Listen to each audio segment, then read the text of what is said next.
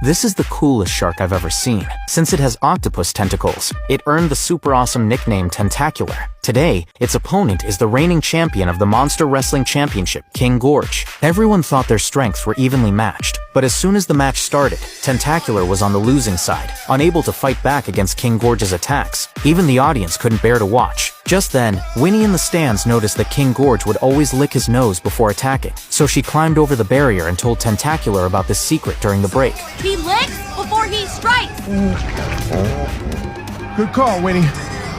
Sure enough, in the following rounds, Tentacular saw that King Gorge did indeed have this habit. It easily dodged his attacks, wrapped its tentacles around King Gorge, threw him into the air, and then slammed him down to the ground. Just like that, Tentacular won the championship and raised the Golden Belt of Glory. Its victory not only excited the audience, but also meant that the town would become famous. However, after the match, Tentacular announced it would leave the town to chase greater glory in the big city. In an instant, the hero became a traitor, and the townspeople hated the betrayer. To make matters worse, with no wrestling monster left in the town, the mayor decided to tear down the wrestling arena and turn it into a parking lot. Upon hearing this, Winnie immediately opposed the idea. It turned out the wrestling arena had been built by her father, who had once been a legendary coach in the town. Back then, he led his trained wrestler, Rayburn, to win 9 consecutive championships, bringing great fame to the town. But unfortunately, they mysteriously disappeared on their way to a match. Since then, the town had slowly declined. It was only with the arrival of Tentacular that the town had hope for revival.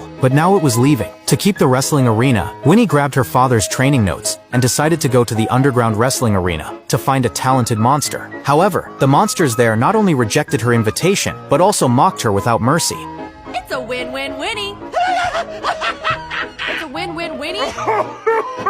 Win-win-winnie. Winnie? Just when she was feeling down, a monster caught her eye.